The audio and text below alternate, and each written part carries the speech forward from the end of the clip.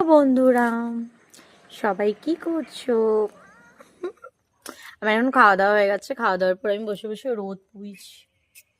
এই সবে আমার অফিস থেকে এসেছিল আমার অ্যাড্রেস ভেরিফিকেশন করার জন্য। তো অ্যাড্রেস ভেরিফিকেশন হয়ে গেছে।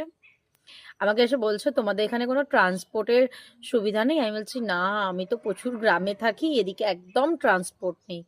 আর লোকটাকে এত সুন্দরভাবে আমি গাইড করেছিলাম, আর ডাইরেক্ট আমাদের ক্লাবের সামনে এসে জিজ্ঞাসা করছে কোন বাড়িটা।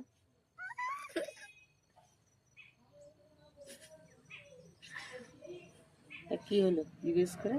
কিছু হয়নি। এলো, ডকুমেন্টস দেখলো, বললে এই বাড়িটা। আমি যেখানটা দাঁড়িয়ে, আমি ওই দিকটা দিকে বেরিয়েছি।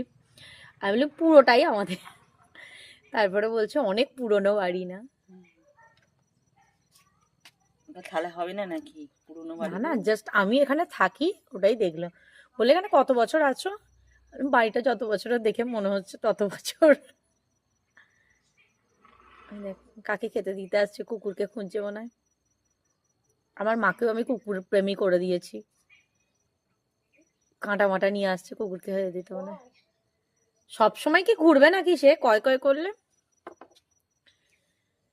तुमसे मिलना बातें करना ওই তো ওইখানে बड़ा প্লাস্টিক আছে, ওর अच्छा উপরে लगता। 4টে থেকে আবার জয়েন করতে হবে। আজকে একটুখানি ছুট পেয়েছি, তাই একটুখানি রোদে বসে আছি।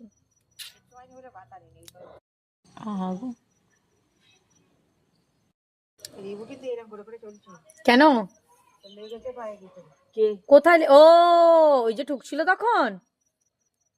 তাহলে